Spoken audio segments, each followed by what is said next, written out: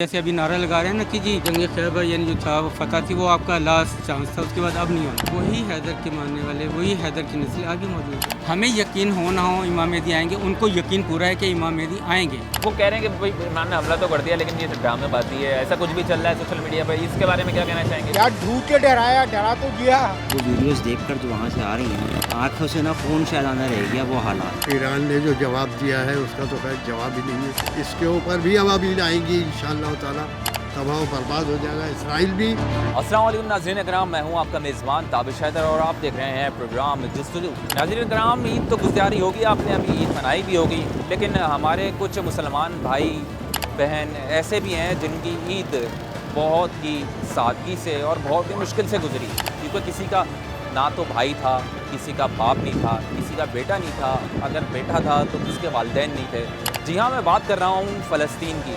फ़लस्तीन में इसराइल की जो बर्बरियत जारी है, उसके हवाले से पाकिस्तानी अवाम क्या जज्बात रखती है, क्या सोचती है, ये चल के हम पाकिस्तानी की आवाम से पूछते हैं। ईरान ने जो जवाब दिया है उसका तो खैर जवाब ही नहीं है। इंशाअल्लाह ताला बाहुक्म परवरदिगार नेस्त नाबूद होगा। पाकिस्तानियों को फेवर करना चाहिए, ईरान का, फ़लस्तीन का और इसराइल के ख़िलाफ़ एहतजाज करना चाहिए मुसलमान होने की हैसियत से। इसके ऊपर भी अवामील आएंगी इंशाअल्लाह ताला, तबाह बर्बाद हो जाएगा इसराइल भी, और इसराइल के जितने भी जो उसके फेवर में हैं सब नेस्त नाबूद होंगे इंशाअल्लाह एक वक्त। उसका ईरान का हक था। अगर ईरान ने ये काम किया है तो ईरान का हक बनता है कि यार मेरे घर में आके कोई अगर मुझे टारगेट करेगा तो मैं उसको कैफ एंडिंग के लिए उसको जवाब देना पड़ेगा। वो कह रहे हैं कि भाई इमरान ने हमला तो कर दिया, लेकिन ये ड्रामेबाजी है, ऐसा कुछ भी चल रहा है सोशल मीडिया पर। इसके बारे में क्या कहना चाहेंगे? यार झूठ के डराया, डरा तो दिया। सही है। मेरा कहने का मकसद है झूठ बोल रहा है, चलो पकड़ आपके, लेकिन मैं नहीं समझता क्या मैं भी नहीं बोल रहा, मैं बात कर रहा हूँ जो दुनिया सोशल मीडिया में बात चल रही है। हाँ।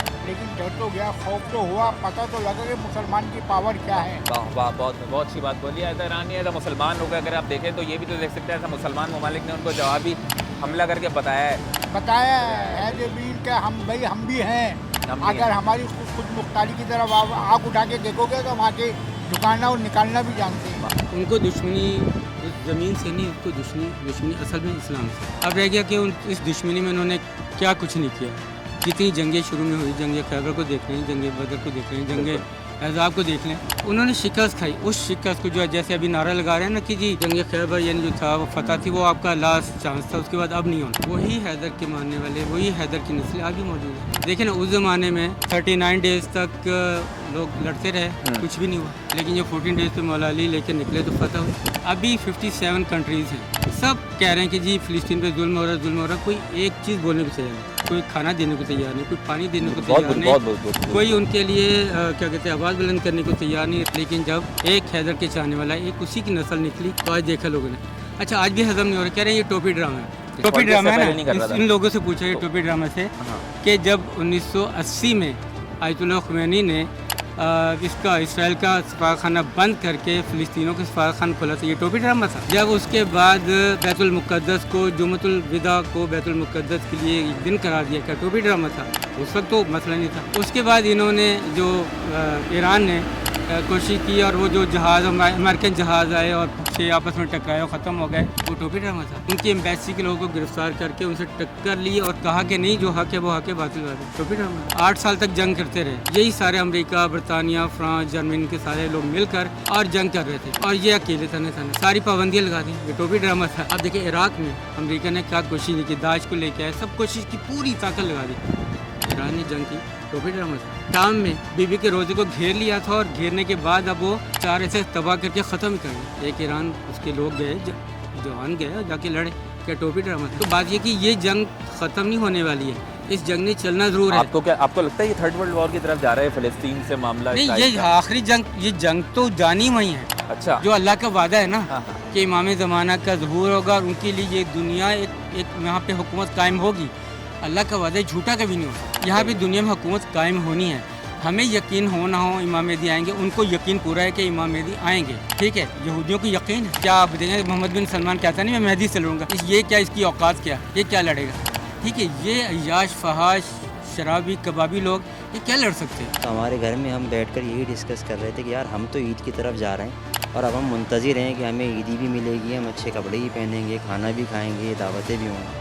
لیکن واقعاً وہ ویڈیوز دیکھ کر جو وہاں سے آ رہی ہیں نا، آنکھوں سے نا خون شاید آنا رہ گیا وہ حالات. بطور پاکستانی میرے خیال سے واحد ایز این انڈیویجول ہماری سب سے پہلی ذمہ داری تو یہی بنتی ہے کہ اٹھتے بیٹھتے سوتے جاگتے نماز میں جب یاد آئے ان کی، اور ہمیشہ یاد آنی چاہیے، ان کے لیے دعا کریں کہ اللہ ان کے لیے آسانی پیدا فرمائے، اور ہمیں بھی ان کا جو ہے نا ان کے درد میں شامل ہونے کی توفیق دے. پہلی بات یہ. دوسرا ہم یہ کر سکتے ہیں کہ جو بھی اسرائیل کو نفع دینے والی چیزیں ہیں، وہ چاہے سوشل میڈیا کے تھرو ہو یا چاہے ان کے پروڈکٹس کا استعمال ہو، اس کے خلاف ہم کام کریں. یعنی ہم بائیکاٹ کریں جو بھی پروڈکٹس ہمیں ملیں. بہت سے لوگ کہہ رہے ہیں یار اس سے نقصان ہمارے پاکستانیوں کے ہوگا جو کام کر رہے ہیں. تو میرے بھائی بات یہ ہے کہ آپ کو پاکستان کا نقصان تو دکھ رہا ہے، جو ان کا نقصان آ رہا ہے وہ نظر نہیں آ رہا. آپ لوگ جو فلسطین میں سب آن گراؤنڈ لڑ رہے ہیں نا، وہ کون ہے؟ جو وہاں کی تنظیم ہے، جس میں سرفہرست حماس ہے مثال کے طور پہ، یا اسلامی جہاد ہے. ان کے جو لیڈران ہیں اسماعیل ہانیہ یا جو ہے نا اس طرح کے اور جو ان کے لیڈران ہیں، ان کی آپ ویڈیوز دیکھیں، ان کے انٹرویوز دیکھیں، اور ان کا موقف جانیں کہ وہ کیا سمجھ رہے ہیں کہ اس وقت اس مشکل وقت میں ان کی مدد کون کر رہا ہے. آج کل تو سوشل میڈیا سب مل جائے گا آپ کو. تو واقعاً وہ خود اعتراف کر رہے ہیں کہ بھائی ہمارے پاس جتنی سپورٹ، اسلحہ، پیسہ سب کچھ آ رہا ہے، وہ ہمارا پڑوسی ملک جو ہے ایران جو ہے باقاعدہ ہیلپ کر رہا ہے اس کو. بیگ مسلم میں تو یمن کو سلام پیش کروں گا کہ یمن ایک بیکورڈ سمجھو کنٹری ہے، ایک پسماندہ کنٹری ہے. یا لبنان ہے، اس میں بھی جو حزب اللہ ہے وہ ان کی کوئی حکمرانی نہیں ہے وہاں پہ. ابھی ایران کو بھی اس میں گھسیٹا جا رہا ہے. حق سچ کی بات میں تو کہوں گا کہ ہم حسینی ہیں، اور ہم حسینی ایسے حق سچ کی تاریخ میں بات کرتے رہے ہیں کہ جس طرح فلسطینی بیچارے بے یار و مددگار دنیا کے اندر ان کے لیے اتنے انسان مظاہرے کر رہے ہیں. میں سمجھ رہا ہوں کہ ہم مسلمانوں کا فرض بنتا ہے کہ اگر ہم مدد نہیں کر سکتے تو کم از کم ایسی قوتوں سے نفرت کریں. اگر ہم لڑ نہیں سکتے ہیں تو زبان سے ان کو ہم برا بھلا کہیں، ان کو جو ہے نا کنڈیم کریں. تو ہم ان کی سخت الفاظ میں مذمت کرتے ہیں. اسرائیلی کنٹری وہ قاتل ہیں اور ہمارے فلسطینی بھائیوں کا قتل عام کر رہے ہیں. اور میں یہ کہوں گا کہ اپنے ملک کے لوگوں کو یہ کہوں گا کہ 22-25 کروڑ کی آبادی کا ہمارا ملک ہے. کم از کم یہاں پہ فلسطینیوں کے حق میں اتنا مظاہرہ تو ہونا چاہیے کہ 1 کروڑ لوگ جمع ہو کے بڑا مظاہرہ کریں.